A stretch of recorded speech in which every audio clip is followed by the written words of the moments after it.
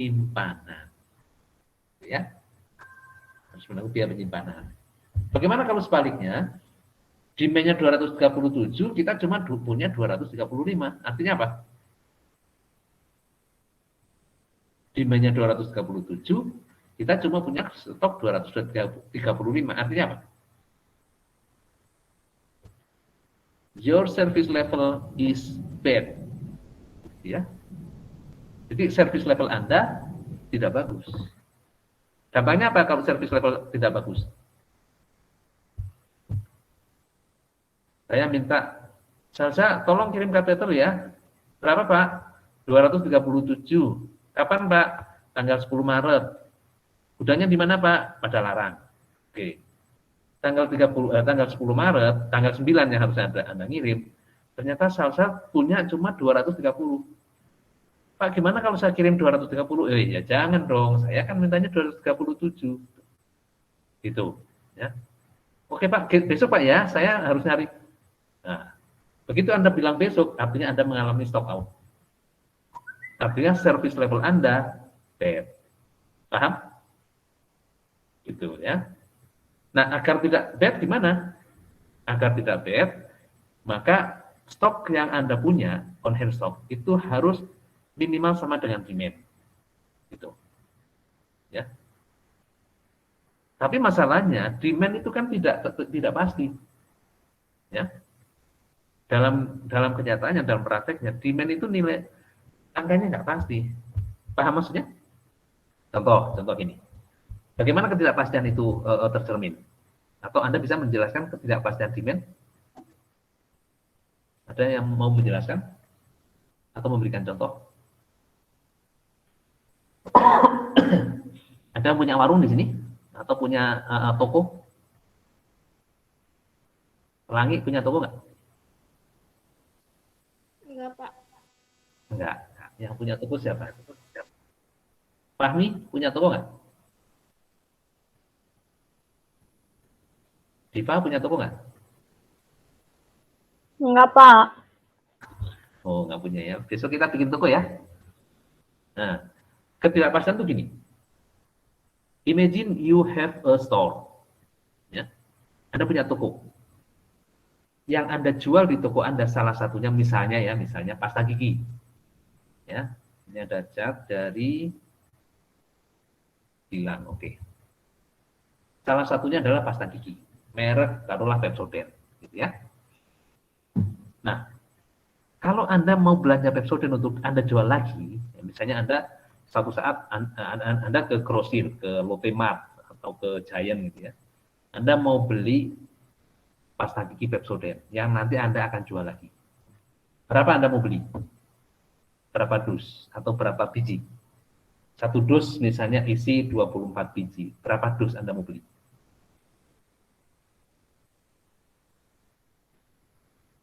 Berapa? Lili? Berapa? Tergantung pada Permintaan. berapa permintaannya. Belum tahu. Nggak tahu kan? Permintaannya nggak tahu. Kalau kita nggak tahu, maka kita nggak bisa belanja dong. Kita nggak tahu harus belanja berapa. Kita nggak tahu, karena kita nggak tahu permintaannya. Benar nggak? Ya nggak gitu juga sih, gitu ya. Nah, jadi berapa kita mau belanja Pepsodent? Sekarang kita ke grosir tanggal hari Kamis tanggal 4 ya. Kita mau beli berapa sih? Kita kan punya catatan, ya. Dalam 1 minggu kemarin jumlah Pepsodent, sebelum kita pembelian Pepsodent yang minggu lalu atau periode sebelumnya itu 1 dus itu habis, misalnya ya. Sekarang laku 2, besoknya 3, besoknya lagi 2 lagi, besoknya lagi 1, besoknya lagi 5, besoknya lagi 4, besoknya lagi 3. Itu yang disebut sebagai ketidakpastian. Gitu ya. Nah, itu yang nanti akan menjadi dasar Anda untuk membuat forecast. Ya. Nah, berdasarkan forecast tersebut kita bisa memperkirakan demand kita yang akan datang itu berapa sih? Gitu. Ya. Nah, berdasarkan perkiraan ini, ya ini perkiraan kita, ya ini perkiraan kita, demand kita di bulan Januari tahun depan itu adalah sekian, Februari sekian, ini perkiraan kita. Nah di sini maka kita nanti akan memutuskan dengan demand sebesar ini, maka inventory stok ya, atau berapa yang harus kita punya, berapa yang harus ada, sehingga pada saat customer meminta atau order, kita bisa langsung satisfy, atau kita bisa langsung penuhi dari stok yang ada. Ya, nah ini kita bicara service level, ya. Nah, karena semua tidak pasti, maka kalau kita mau nyetok, ya, kalau kita mau punya persediaan, itu juga tidak boleh terlalu tinggi. Kenapa? Kalau persediaan kita jauh di atas demand, maka terjadi pemborosan, ya, atau sering disebut sebagai overstock, ya. Dampaknya apa kalau overstock? Masih ingat di manajemen keuangan atau di manajemen operasi, kalau terjadi overstock dampaknya apa? Overstock.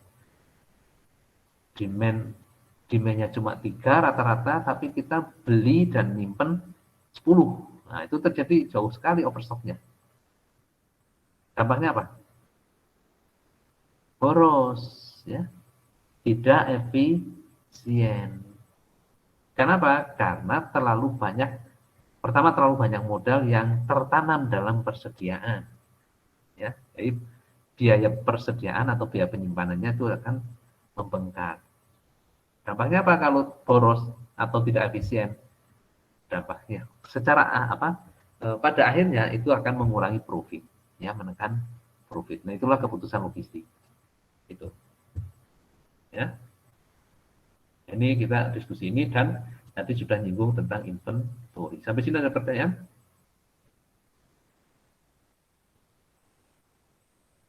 Ada yang mau nanya? Bisa diikuti? Bisa dicerna? Oke. Ya. Oke, kita lanjut ya. Untuk mengimpor alkes tersebut, perusahaan harus mengeluarkan biaya-biaya seperti penyiapan LC, karena ini impor ya. LC itu apa? LC? LC? Letter of credit. Letter of credit. Letter of credit ya.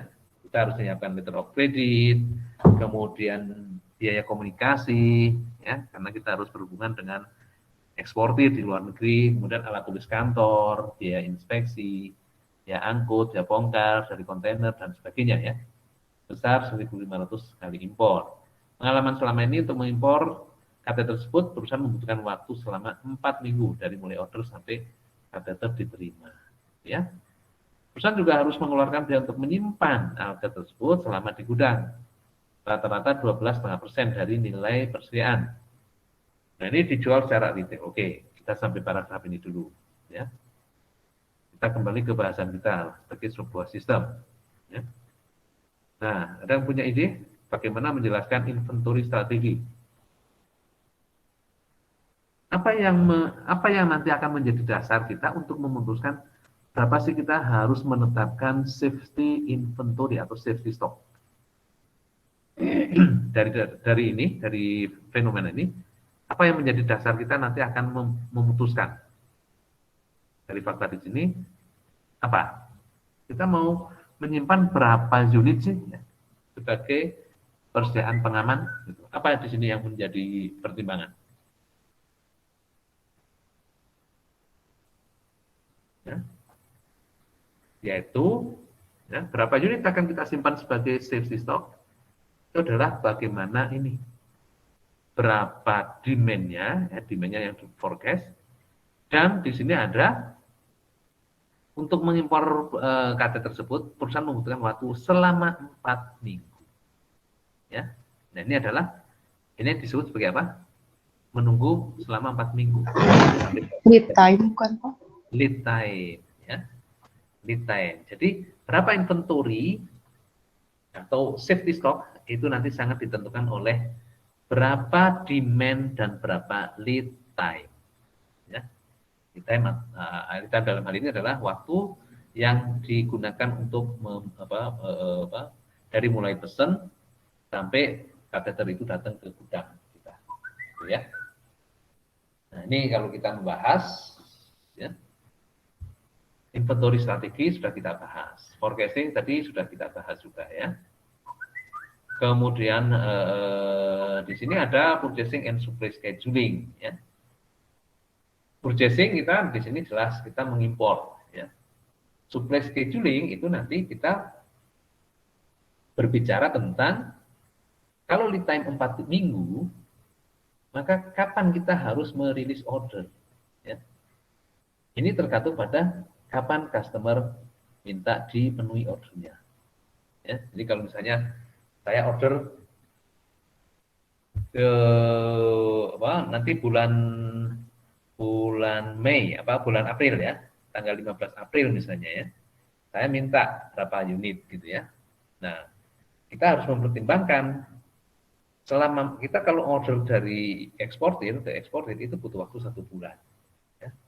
Jadi sebelum 15 Mei, sebulan sebelum 15 Mei itu order sudah harus dikirim kepada eksportir, ya, kepada pemasok. Ini di inventory. Ya. Kemudian location strategi. Ada nggak dari di sini yang berkaitan dengan location strategi?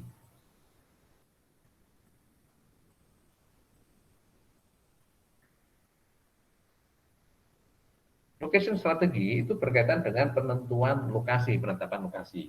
Misalnya gini ya, kita melayani market kita itu adalah seluruh rumah sakit di Indonesia. Ya. Nah, kita lihat dari kinerja bisnis kita. Misalnya ya, kita lokasi perusahaan kita itu ada di Bandung. Ya. Nah, rumah sakit yang order ke kita itu kan bisa kita dokumentasikan, bisa kita lihat ya rumah sakit mana saja. Contoh misalnya di sini kalau ada misalnya rumah sakit di wilayah timur, daerah Sulawesi Selatan dan Sulawesi Tengah misalnya ya. Oh ternyata ordernya banyak. Ya. Kalau ordernya banyak, maka kita tidak mungkin dong mengirimnya secara pritil-pritil. Ya, mengirim sedikit-sedikit. Kenapa? Karena kalau kita ngirimnya sedikit-sedikit, misalnya ada order dari rumah sakit di wilayah Sulawesi Selatan dan Sulawesi Tengah misalnya ya. Kalau ordernya misalnya 100, ya 100 unit, kita nggak mungkin ngirimnya dikit-dikit. Karena apa? Karena boros. Ya. Karena boros. Kalau ngirimnya kecil-kecil, itu berarti frekuensi ngirimnya kan sering. Nah, kalau frekuensi ngirimnya sering, itu kita boros di biaya angkut. Ya. Kita boros di biaya ini, transport. Oleh karena itu, perhitungan kita, mungkin kita sudah harus menetapkan, oh kita butuh distribution center di Makassar. Ya. Butuh cabang, butuh gudang di Makassar. Sehingga kalau daerah-daerah di sekitar itu mau pesen, itu tidak perlu jauh-jauh kita drop dari Bandung. Karena nanti akan sangat mahal biaya transportasinya. Oleh karena itu kita memutuskan untuk membuat atau membuka gudang. Ini adalah location strategi dan sekaligus nanti transportation strategi. Ya. Nah ini contoh pembahasan dari kasus ini. Ya, pembahasannya kita kaitkan dengan logistik strategi triangle yang ini mencerminkan sistem logistik. Sampai sini ada pertanyaan?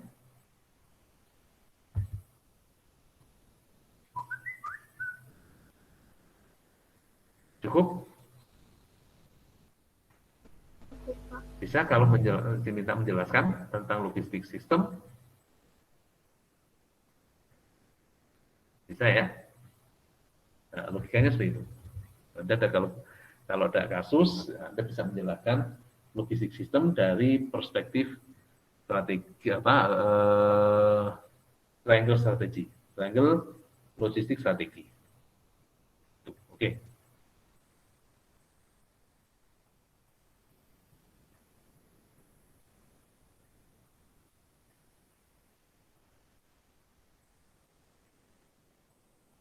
Baik, kita akan lanjutkan ke ini ya.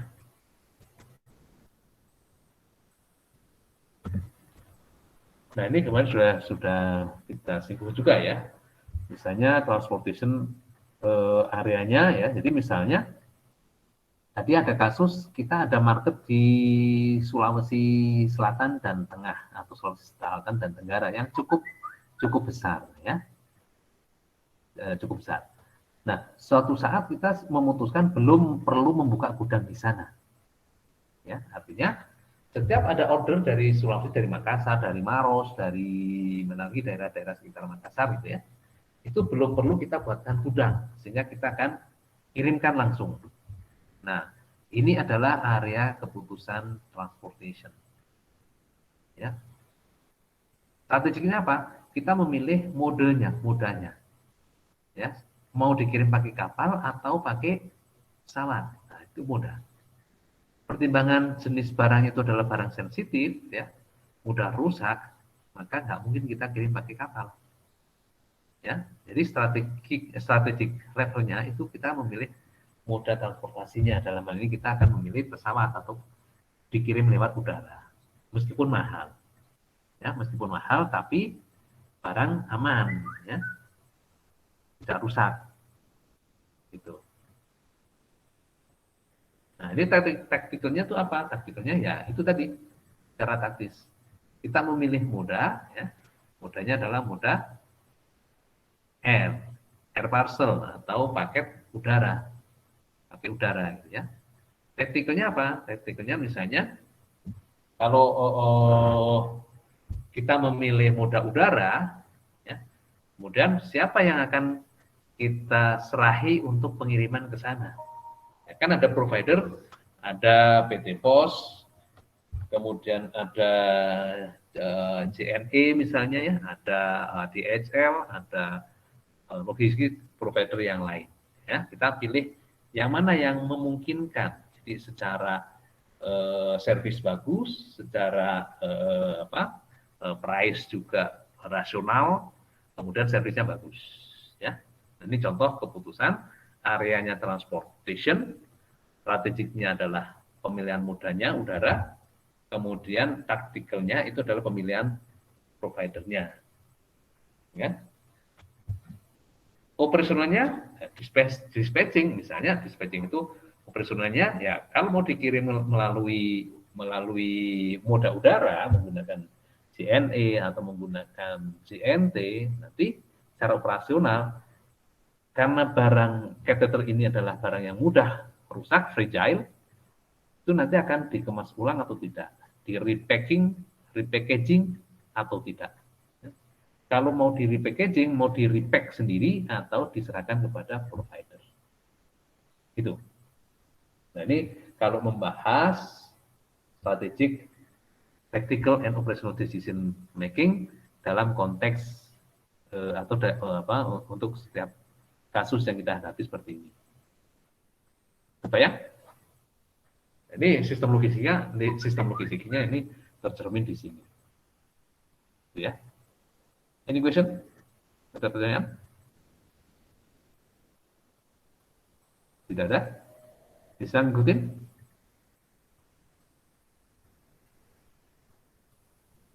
Oke. Ya, kita lanjut ya.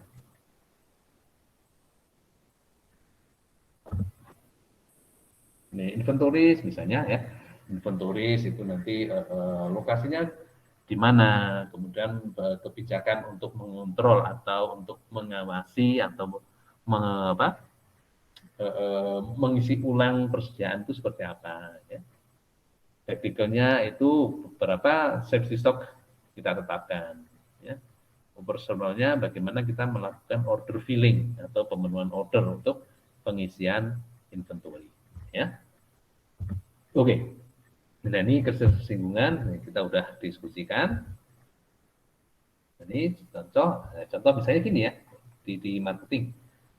Ini berkaitan dengan place ya. Jadi fungsi atau elemen marketing 4P ya, 4P atau 7P ya. Salah satu P yang sangat bersinggungan atau mempunyai strong relationship dengan logistik, ya, berrelasi atau berhubungan sangat erat dengan logistik itu adalah place, ya, distribusi. Ya, di sini marketing itu bertanggung jawab terhadap service level. Jadi pemenuhan order customer. Jangan sampai customer, misalnya di sini ya, marketing sudah deal dengan customer. Pada saat customer order, kita kekurangan. Nah, ini namanya service level kita jelek. Ya, marketing nanti akan bertanggung jawab ini. Nah, marketing tidak bisa sendirian bertanggung jawab ini. Karena apa? Karena yang punya barang itu adalah logistik. Ya. Di marketing itu ya pokoknya tugasnya apa? Tugasnya ya deal kontrak atau closing. Ya, ada kontrak. Nah, service level, jadi kontraknya, dalam kontrak itu nanti akan diuraikan ya, perjanjian bisnis dengan customer ya. Misalnya kapan dikirim rutin sebanyak sekian unit kateter gitu ya. Kemudian di term and condition untuk pengiriman itu seperti apa. Ya, itu customer service level. Salah satu customer service level itu adalah quantity. Ya, quantity. Nah, marketing itu tidak bisa tidak bisa memutuskan sendiri, karena apa? Karena yang punya produk itu logistik, yang punya inventory itu logistik, gitu ya. Nah, customer service level ini sangat ditentukan dengan bagaimana kita mempunyai inventory, ya. Dan seberapa kita mempunyai inventory ini akan sangat menentukan berapa carrying cost atau berapa holding cost. Tuh. Ya.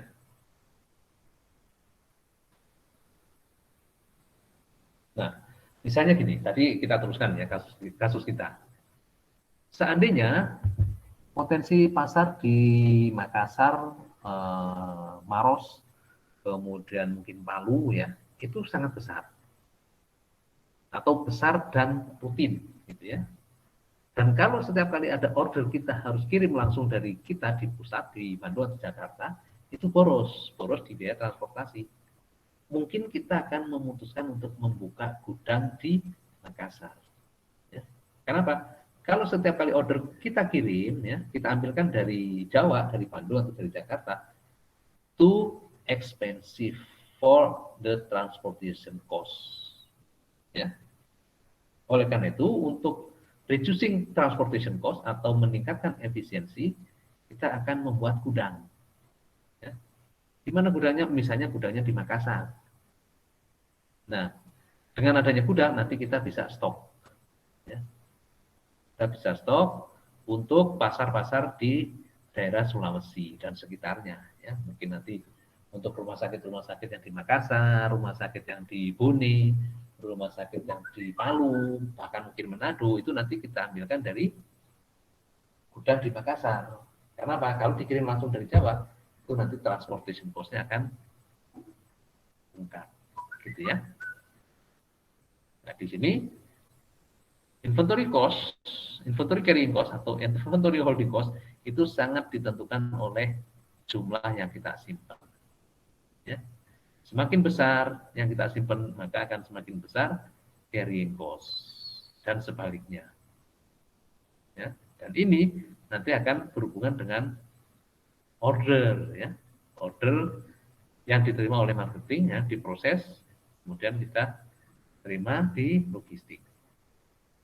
Ya. Oke, ini kira-kira relationship antara logistik dengan marketing. Kemudian bagaimana relationship antara logistik? Nah, ini kita bicara sistemnya. Dalam logistik itu ada beberapa logistik sebagai suatu sistem itu nanti akan melibatkan banyak proses sebagai subsistem. Ya.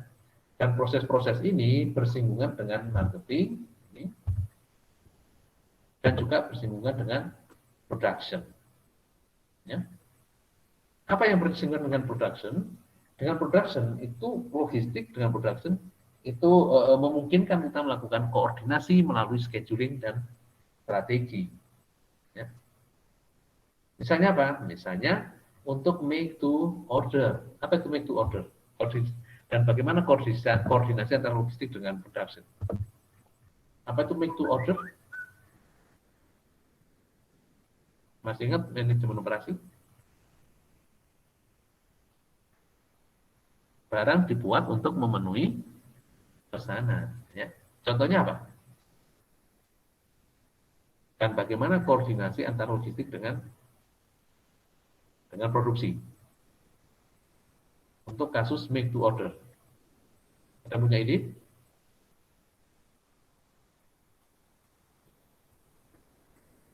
Nah, misalnya gini, make to order itu demand datanya dari order. Ya, contohnya apa? Contohnya pabrik senjata Pindad. Itu dia tidak akan membuat kalau belum ada order. Beda dengan make to stock ya. Make to stock itu dibuat untuk disimpan, ditaruh di dalam persediaan, tidak langsung dijual karena memang demand-nya nanti demand-nya belakangan gitu ya.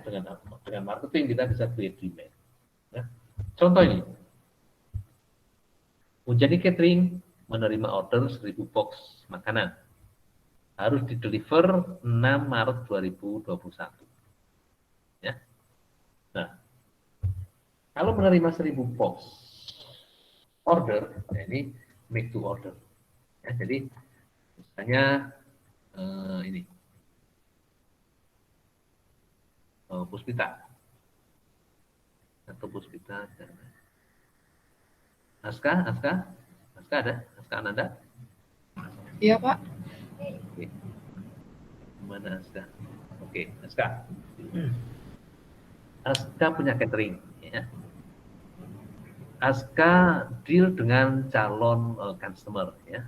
Customer ini mempunyai hajat nanti hari Sabtu, dia pesan makanan sebanyak 1000 box, ya. Sebanyak 1000 box. Ya. Catering ini membuat catering itu berdasarkan order, jadi make to order. Ya. Begitu Aska terima deal, oke Pak, deal ya, deal, oke, salaman. Itu terjadi tanggal 1 hari Senin misalnya. Terus apa yang Aska lakukan? Aska terus ngapain? Untuk memenuhi make to order.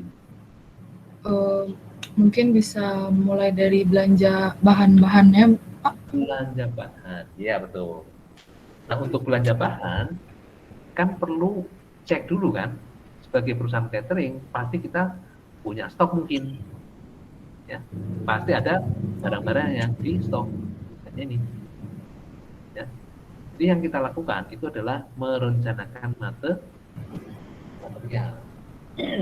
Taruhlah misalnya untuk membuat 1000 box ini, ya, satu box misalnya butuh 2 ons beras, maka 1000 box kita butuh 50 kg beras. Ya, jika kita punya stok sebanyak 10 kg beras, maka kita harus belanja 40 kg beras. Nah, pertanyaannya adalah kapan belanjanya? Gitu. Paham maksudnya? Kapan belanja 40 kg beras ini? Dan yang lain-lain nanti ada ikannya gimana, ayamnya gimana, sayurannya gimana, boxnya gimana. Gitu kan. Nah, ini yang kita bahas di sini. Koordinasi, penjadwalan dan strategi produksi. Jadi koordinasi untuk penjadwalan produksi. Kalau harus dideliver tanggal 6 hari Sabtu, ya, maka Aska akan masaknya tanggal berapa? Sekitar tanggal, ya Pak. Tanggal berapa mulai masak? Kalau mulai mungkin bisa sekitar tanggal 5 atau 6. Ya, tanggal 5 malam, kan gitu kan? Tanggal 5 malam kita akan mulai masak. Gitu kan? Nah, untuk mulai masak, syaratnya apa kita bisa masak? Semua mungkin ya, bahannya semua harus siap. Sudah tersedia, ya. Semua bahan sudah harus tersedia. Jadi tanggal 5 sore, mungkin jam 5 kita sudah mau mulai. Jam 5 sore semua bahan sudah tersedia. Itu yang kita sebut sebagai koordinasi scheduling, ya, penjadwalan. Ya. Di semua bahan sudah terkumpul di tanggal 5, karena tanggal 5 sore kita akan mulai memasak. Ya, nah, itu contoh kasus bagaimana kita koordinasi antara logistik dengan produksi. Logistik itu bertanggung jawab terhadap penyediaan bahannya, ya, kapan harus belanja, berapa jumlahnya, belanjanya di mana, gitu ya. Produksi bertanggung jawab terhadap bagaimana memproduksi bahan-bahan tersebut menjadi meal, menjadi catering box, gitu. Ya. Nah, ini contoh untuk kasus make to order. Nah, logistik juga berelasi dengan produksi untuk make to stock. Ya. Apa itu make to stock? Make to stock itu adalah proses manufacturing di mana material dibuat untuk di stok, ya, untuk di stok, untuk disimpan dalam persediaan dan akan dirilis kalau sudah ada order. Ya. Jadi disimpan dalam persediaan. Nah, kalau make to order itu demand-nya datang dari order, ya, real order. Real order yaitu misalnya tadi kontrak, ya. Kita kontrak dengan orang yang punya hajat sebanyak 1000 box. Nah, itu real order. Tapi kalau make to stock, demand-nya berasal dari mana? Berdasarkan forecast, ya, dihitung dari data historis yang tadi kita sudah singgung, ya. Jadi demand untuk produk yang make to stock itu adalah dihitung berdasarkan forecast, ya, hitung berdasarkan forecast. Contohnya tadi yang kita jualan Pepsodent gitu ya, kita akan membeli berapa, ya, yaitu kita forecast berdasarkan data kemarin atau data historis, ya, sehingga kita memutuskan yang kita beli untuk kita stok itu harapannya jangan terlalu berlebih, artinya melebihi demand, tapi jangan kurang juga, karena kalau melebihi demand itu dampaknya adalah efisiensi yang terkorbankan, sementara service level oke-oke aja. Tapi sebaliknya, kalau kita hanya menghemat biaya penyimpanan, sehingga kita mempunyai stok yang sedikit, tapi kita mengorbankan service level. Oke, ya. Logistik dan produksi itu merupakan sama-sama bagian terintegral, bagian tak terpisahkan dari supply chain. Ya, bagian tak terpisahkan dari supply chain. Sehingga baik logistik maupun produksi itu nanti dua-duanya akan mempengaruhi response time. Maksudnya gimana? Dan apa contohnya? Ya. Logistik dan produksi itu sama-sama kegiatan untuk atau proses untuk pengadaan barang atau penciptaan barang. Ya. Nah, barang-barang ini nanti akan di-deliver kepada customer yang order.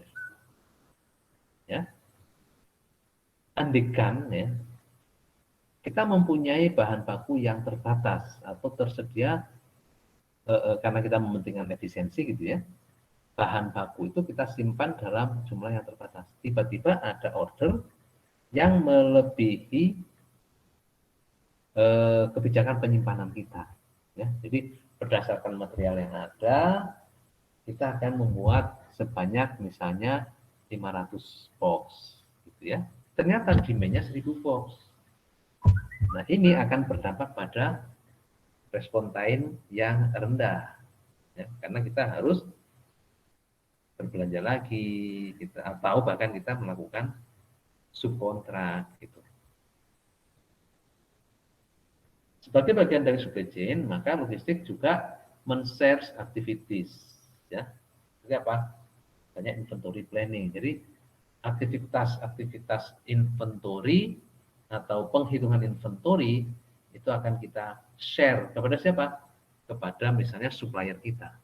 Ya, minggu lalu pernah kita contohkan bagaimana trust yang terbangun antara Toyota Astra Motor atau Astra Honda Motor dengan para vendornya, vendor komponennya. Ya. Kemudian yang perlu kita tekankan lagi bahwa dalam konteks logistik dan produksi itu ada trade-off. Ya, ada trade-off. Apa trade-off-nya? Kuantitas produksi itu berpengaruh terhadap inventory level dan efisiensi transportasi. Ya, maksudnya gimana? Maksudnya kalau kita memproduksi dalam jumlah yang banyak, maka inventory level kita itu akan naik.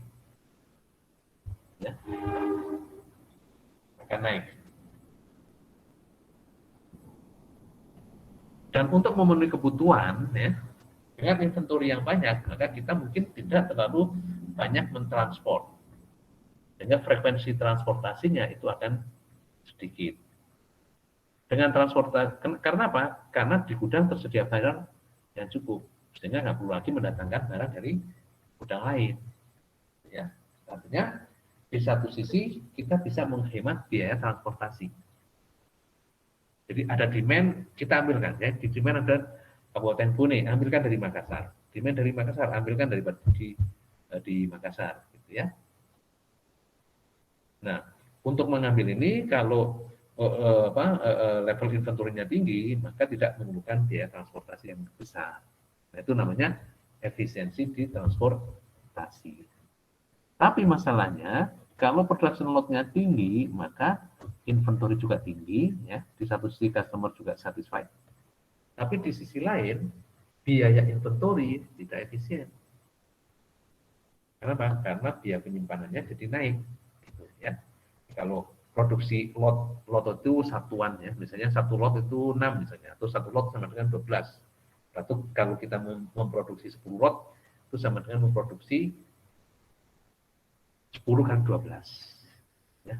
Nah, semakin tinggi lotnya, maka inventory level akan semakin tinggi, sehingga service level akan meningkat. Dan transportation cost akan menurun, karena apa? Karena tidak terlalu banyak melibatkan transportasi. Tapi dampaknya apa? Dampaknya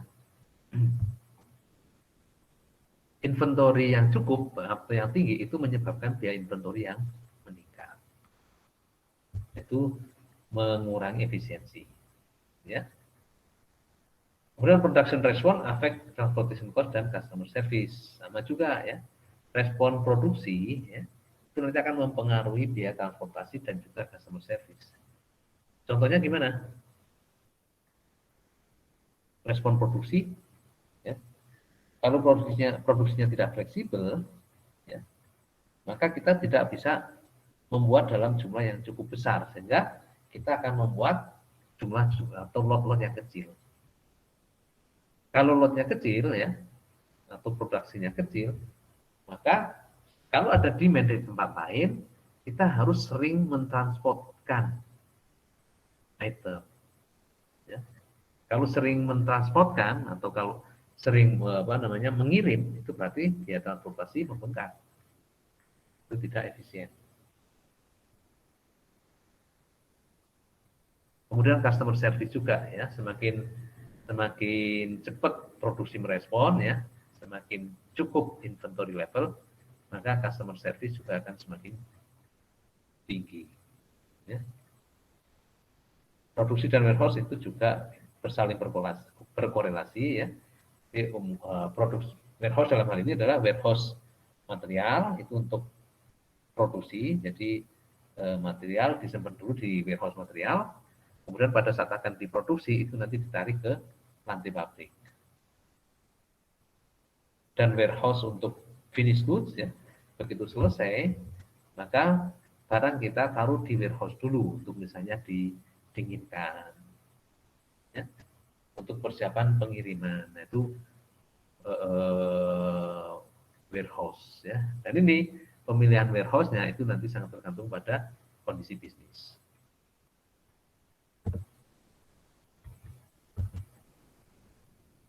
Sampai sini ada pertanyaan?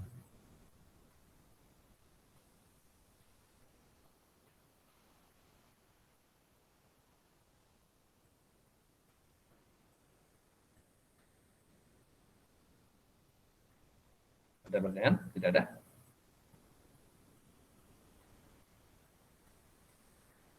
Kalau tidak ada, ya, salah satu yang kita bahas dalam sistem logistik itu adalah peran IT. Ya, bagaimana IT mempengaruhi logistik atau berdampak pada perbaikan kinerja logistik. Ada bisa memberikan contoh IT yang seperti apa?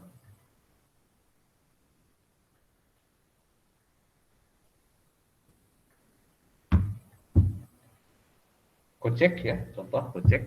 Gojek itu adalah perusahaan. Gojek itu perusahaan apa sih? Perusahaan platform ya. Ya, platform ya, platform pasti IT gitu ya.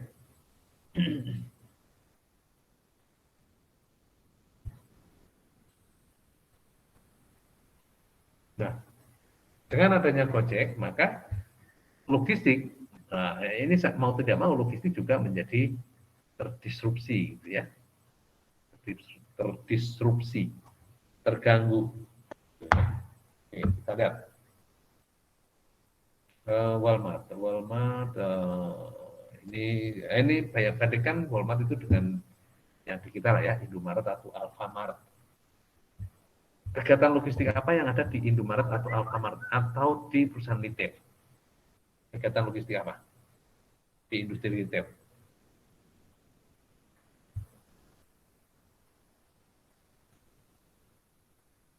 Kegiatan logistik apa yang Kalau persediaan barang dagangannya bisa nggak, Pak? persediaan? Iya, termasuk persediaan barang dagangan. Itu juga merupakan aktivitas logistik untuk perusahaan retail. Ya, jadi kalau Anda misalnya Anda menjadi manajer toko ya, toko atau supermarket atau department store gitu ya, Anda harus memutuskan ya, berapa setiap item harus harus ada dalam persediaan. Ya, berapa harus ada dalam persediaan. Nah, itu adalah kegiatan logistik. Ya. Terus ada lagi kegiatan yang lain apa misalnya?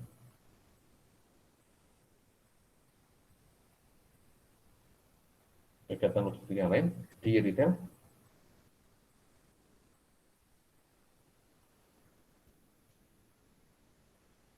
Ini Walmart tuh retail ya.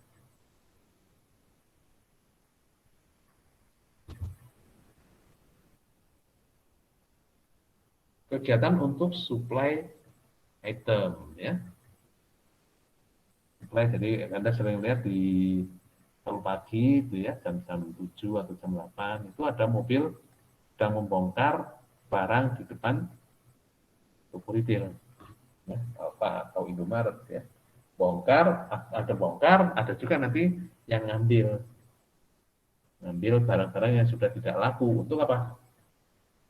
Namanya apa? Kalau barang yang nggak laku terus diambil lagi, kemudian nanti dikirim ke pabrik, di recycle, namanya apa?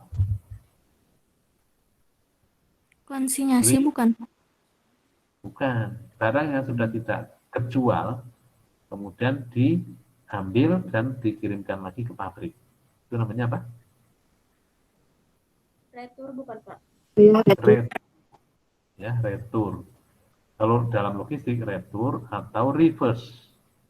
Ya, reverse logistik. Ya, reverse logistik. Ya, itu juga kegiatan logistik di map di retail ya. Ada juga jadi ada kegiatan membongkar, kegiatan mengambil, kemudian kegiatan penyimpanan, itu adalah kegiatan-kegiatan logistik.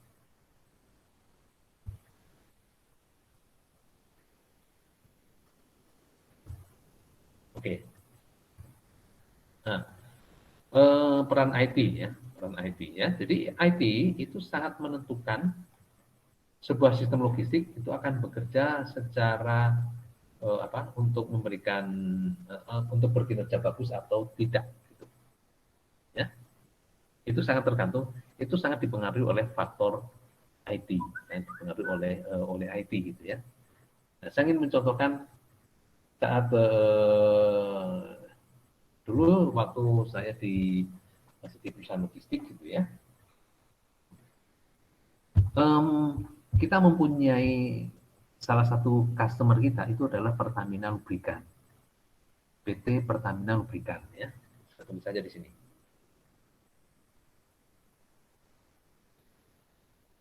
Nah, di sini.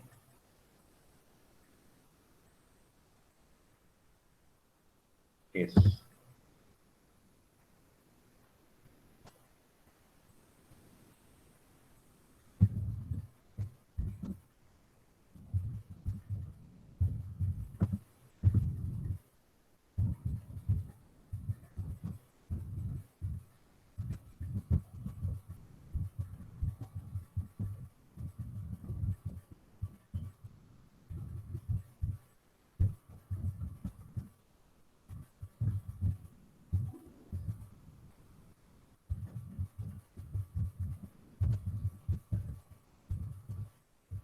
Ya.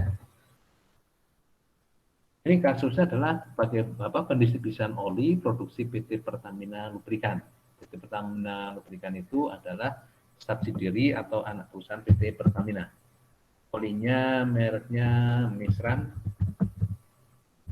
kemudian Fastron, apalagi ya oli Pertamina ya. Oke, ya. Nah, untuk mendistribusikan ini, Pertamina Lubrikan dalam hal ini itu mempunyai kompetensi hanya membuat dan menjual. Ya. Kompetensi dia itu membuat dan menjual.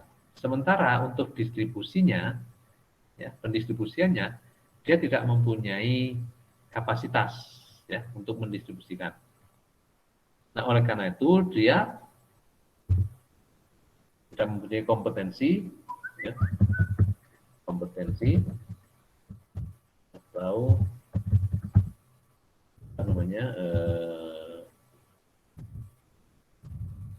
kompetensi atau core bisnis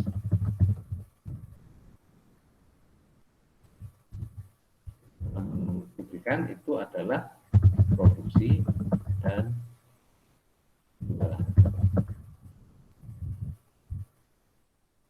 Distribusi oleh logistik, servis,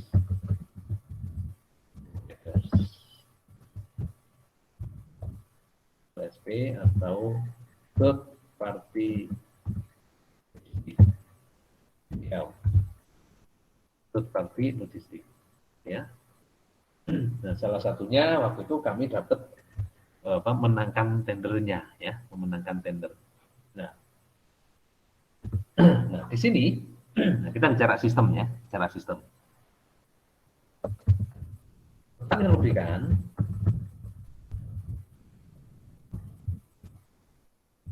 itu nanti kalau membuat laporan kinerja bisnis itu harus dikonsolidasi. Kinerja ke Indo. PT ya. Nah, antara lain apa? Antara lain itu adalah masalah distribusi olinya ya. Nah, karena PT Pertamina itu menggunakan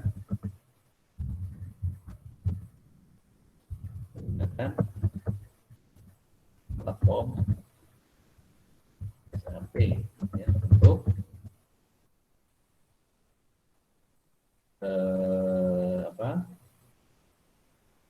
bisnis atau enterprise.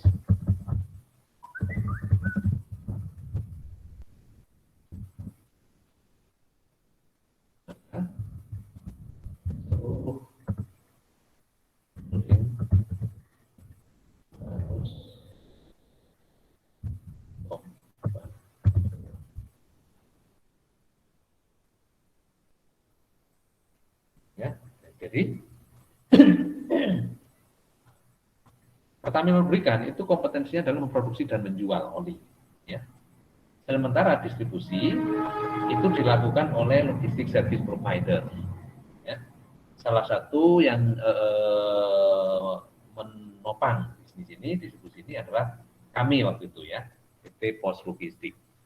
Nah, karena Pertamina Lubrikan dalam hal pemantauan kinerja bisnis atau pelaporan kinerja bisnis itu harus melakukan konsolidasi ke induknya yaitu PT Pertamina. Dan PT Pertamina ini menggunakan platform SAP untuk perencanaan, untuk monitor, untuk eksekusi bisnis, termasuk pelaporan keuangannya. Ya. Nah, oleh karena itu, bisnis-bisnis yang dilakukan oleh anak-anaknya, antara PT Pertamina Lubrikan, itu harus kompatibel. Ya. Sistem yang dibangun harus kompatibel. Ya. Oleh karena itu, PT Pertamina Lubrikan itu mensyaratkan bahwa siapapun yang nanti jadi vendor saya untuk distribusi ini, harus mempunyai ya, vendor di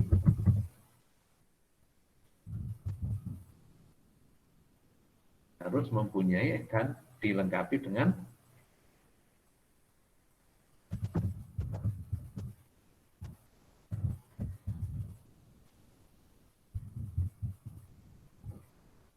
warehouse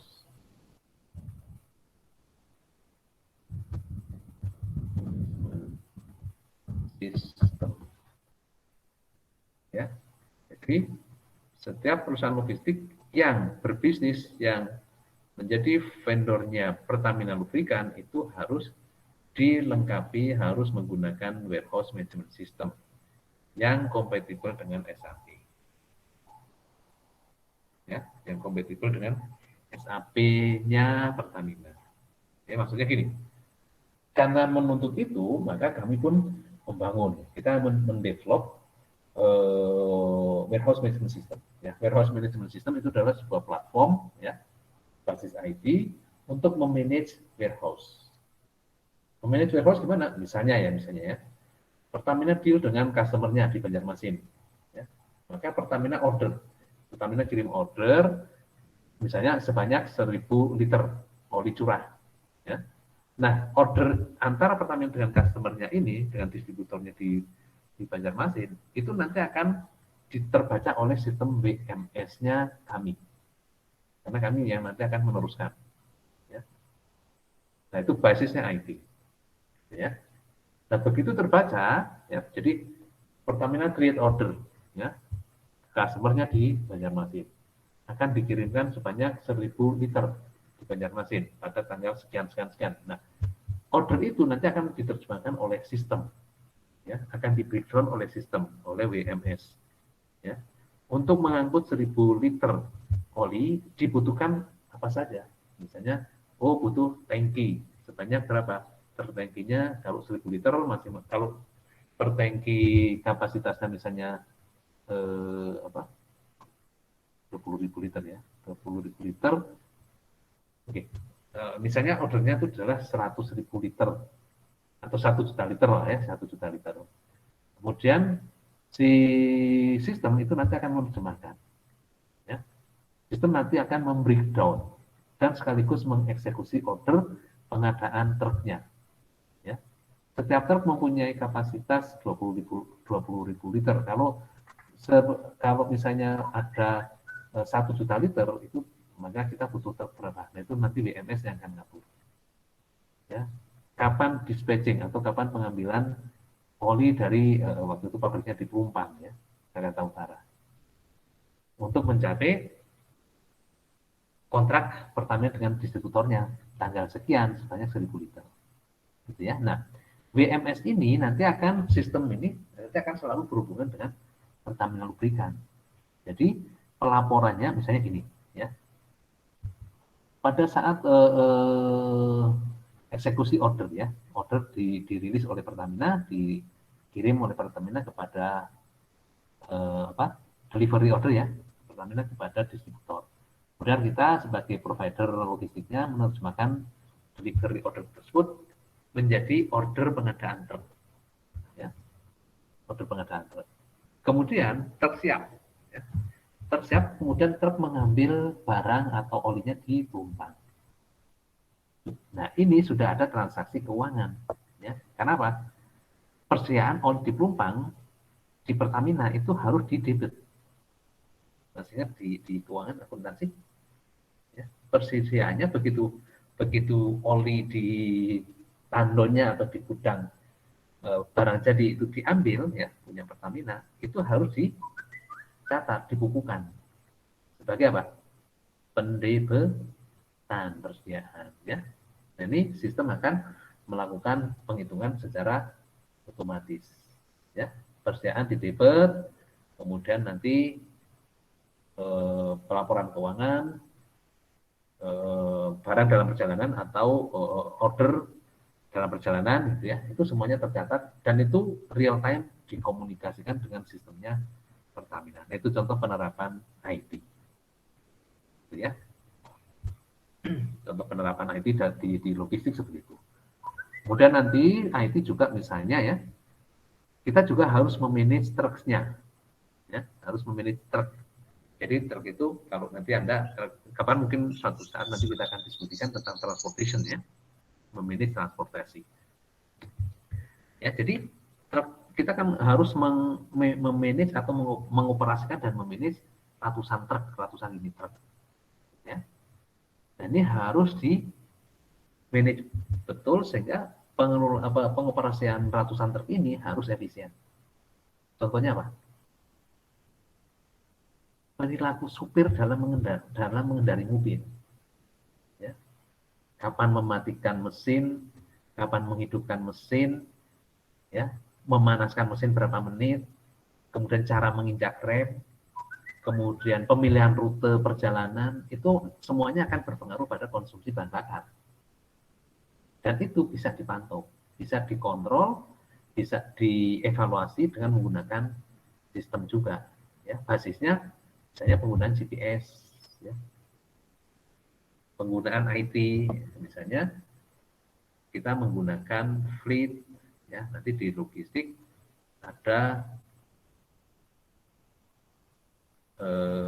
ini ya, WMS, ya. Jadi IT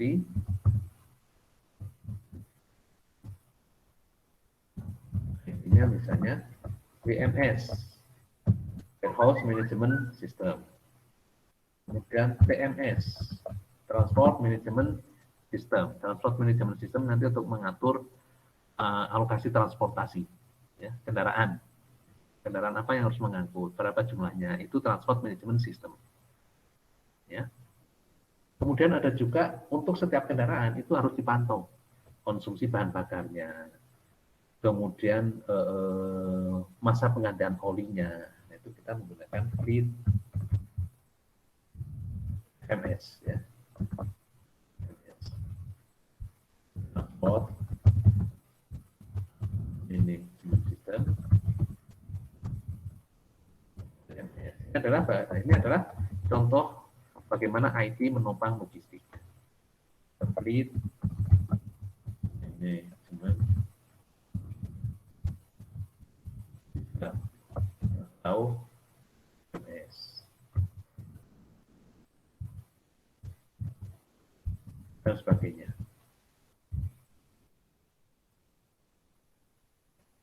Ini contoh IT yang sering digunakan dalam aktivitas logistik ya.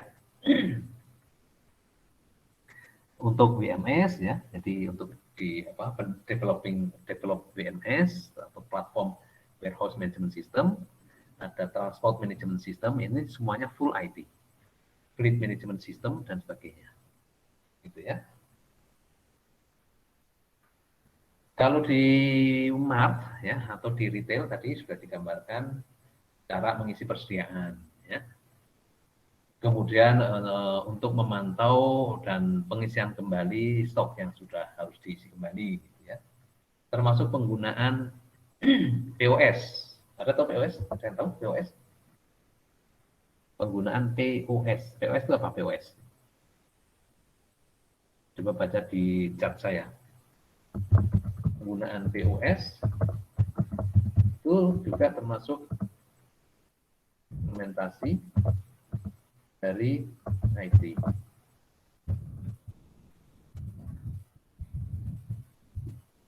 POS, ada yang tahu POS?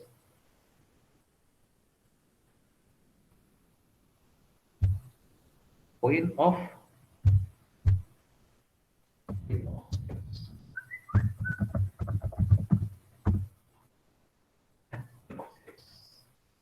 Jadi kalau Anda ke supermarket atau ke minimarket, nanti ada ngambil barang kan ya, ngambil barang, taruh di keranjang, itu waktu Anda ngambil barang, waktu Anda naruh di keranjang kan belum ada transaksi, ya kan?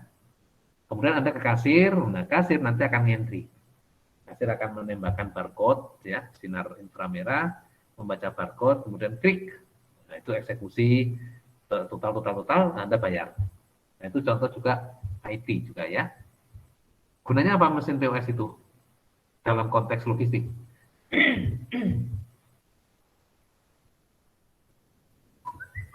Bagaimana POS dalam konteks logistik? Begitu kasir eksekusi, ya, eksekusi POS,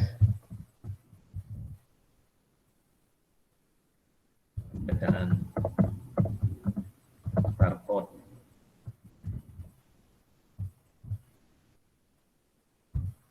maka data terkreate.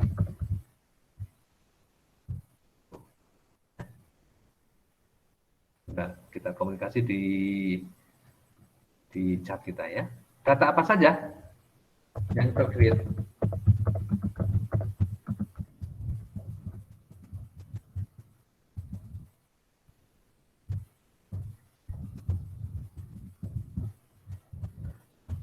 Kan ada yang mau memberikan respon?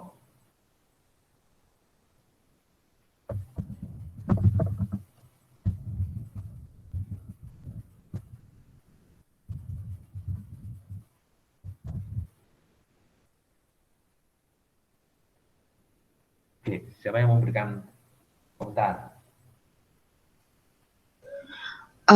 Izin menjawab, Pak. Oke. Mencoba.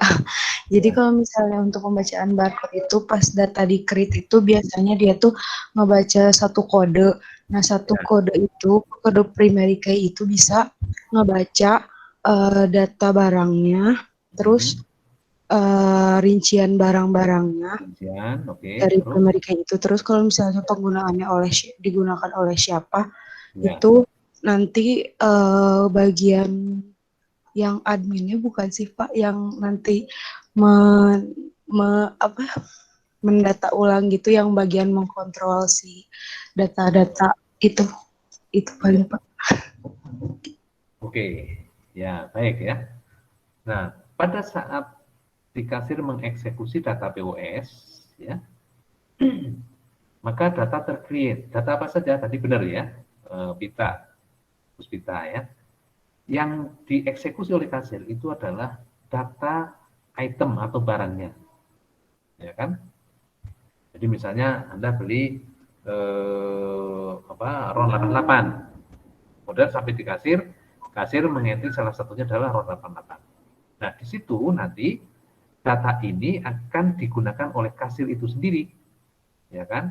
Ini bukan konteks logistik tapi kasir nanti untuk menghitung jumlah uang yang dia terima berdasarkan barang yang dikeluarkan dari toko, ya. PTT dijumlah, nah misalnya jumlahnya dalam satu hari itu kasir A sekian, maka dia nanti akan harus menyetorkan uang, yaitu dalam konteks keuangan. Nah, dalam konteks logistik gimana? Nah, dalam konteks logistik, begitu data tercreate, maka itu nanti otomatis akan mengurangi stok di gudang, gitu kan? Jadi begitu di track RON 88, oh berarti RON 88 sudah berkurang.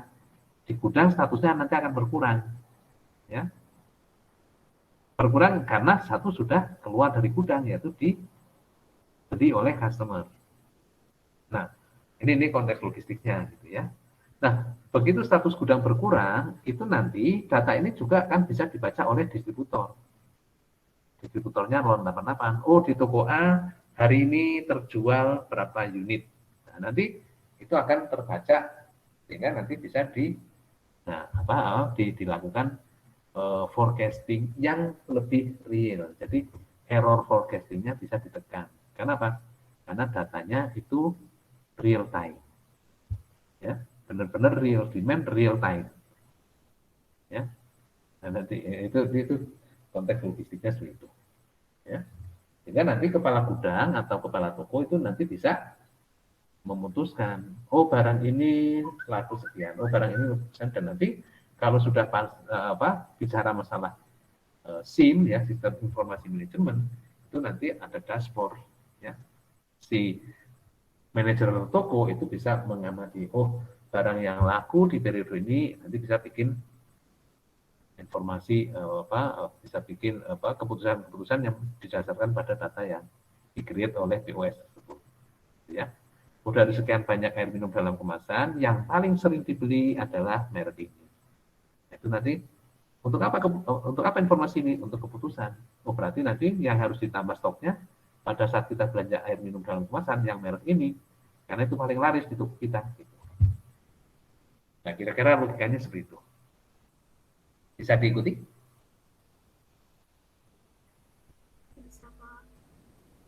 Ada pertanyaan? Bisa, Pak. Oke. Kalau tidak ada pertanyaan, kita lanjut IT ya. Logistik atau supply chain management itu ada di eksis atau ada di beberapa area-area yang beragam ya. Misalnya di area manufacturing itu sangat common ya, sangat menjadi sesuatu yang sangat lazim. Dan kegiatannya manufacturing itu pasti kegiatan logistik dan SDM pasti ada di sana. Contohnya apa? Contohnya kita belanja material, itu adalah kegiatan logistik. Inbound logistik, mendatangkan material ke gudang material. Ya. Kemudian material berpindah dari gudang material ke pabrik, itu juga ada movement dari gudang material ke lokasi pemrosesan, itu juga logistik. Ya. Kemudian ada storaging, penyimpanan, itu kegiatan logistik. Ya. Material datang ke gudang material kita, itu dikirim oleh vendor atau supplier. Nah, itu kegiatan logistik tapi lintas company atau antar entitas. Itu merupakan aktivitas supply chain. Ya. Setelah diproses selesai di pabrik, kemudian dipindahkan ke gudang barang jadi, menunggu didistribusikan. Itu kegiatan logistik ya. Memindahkan dari lokasi pabrik ke gudang barang jadi. Ya, dari gudang barang jadi nanti akan dipindahkan ke distribution center milik distributor. Itu kegiatan logistik dan juga supply chain karena sudah lintas entitas, lintas enterprise, lintas perusahaan, ya, dan seterusnya. Itu kegiatan manufacturing. Jadi di manufacturing itu sangat lazim ada kegiatan logistik atau supply chain. Di service ada nggak? Di service, kegiatan service area logistik di service dan juga supply chain. Apa saja? Contohnya apa? Service. Bisnis yang bersifat service, kegiatan logistiknya apa? Yang waktu itu kita tayangkan itu film Emirates atau Boeing ya? Boeing. Oh, video kita Boeing ya. Nah, contoh di service itu ada Emirates atau perusahaan penerbangan yang ada layanan in-flight service. Perusahaan penerbangan, industri penerbangan itu kan industri service, kan itu kan. Tapi penyediaan cateringnya itu manufaktur, ya.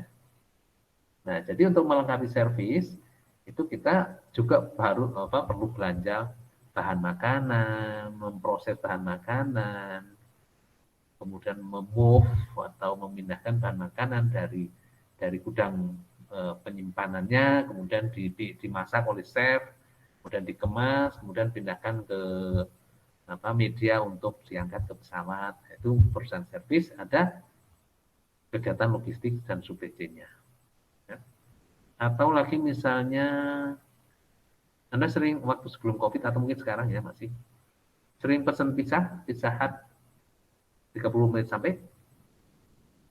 Salsa, berapa kali dalam 1 bulan Anda pesan pizza? Enggak 10? bulan, Pak. Semua sudah pernah kan ya? Nah, itu pizza itu servis atau manufaktur? Servis, Pak, kalau pengirimannya. Ya, servis, tapi ada kegiatan manufacturingnya ya. Pizza itu, anggaplah pizza itu servis. Apa kegiatan logistiknya? Apa kegiatan logistiknya? mengirimkan barang kepada customer, Pak. Mengirimkan barang itu delivery. Terus Memproduksi pizzanya juga termasuk, Pak. memproduksi pizzanya, ya kan gitu ya. Itu ada area logistiknya juga. Kemudian untuk environment ya, kegiatan-kegiatan yang berkaitan dengan misalnya ya pelestarian lingkungan, kemudian go green itu juga menyangkut atau ada logistik di area tersebut. Contohnya apa? Kalau kita bicara environment, green environment, contohnya apa? Kegiatan logistik yang terkait. Di logistik kan ada transportasi kan? Nah, transportasi itu nanti ada keputusan tentang kita menggunakan truk dengan emisi berapa, ya, berapa miligram karbon.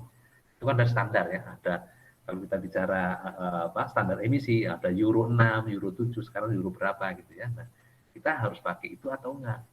Kalau nggak pakai itu, kita mungkin polutif ya. Kalau kita polusi, itu nanti customer mungkin kalau customer kita itu adalah customer yang peduli dengan lingkungan, itu mungkin customer kita nggak mau. Nah, kita harus menggunakan kendaraan yang ramah lingkungan. Itu contoh di environment. Termasuk kegiatan-kegiatan yang non-profit atau government, ya, NGO. Anda masih ingat bagaimana setelah terjadi bencana, ya, bencana itu adalah juga ada kegiatan logistik, ya, logistik bencana. Bagaimana mentransport atau menyimpan barang-barang bantuan untuk bencana, ya. Perahu karet sekian unit harus kapan dikirim, pakai apa ngirimnya, ya. Makanan ya berasal dari sumbangan makanan, bagaimana harus disimpan, bagaimana harus sampai ke lokasi bencana, ya, termasuk penyelamatan itu juga logistik, ya. Dan juga militer, itu militer juga sangat lekat dengan kegiatan logistik dan supply chain. Nah, itu area-area di mana logistik dan supply chain itu eksis, gitu ya.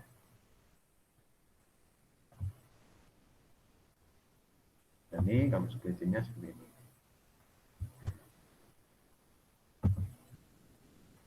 Nah, ini khusus supply chain.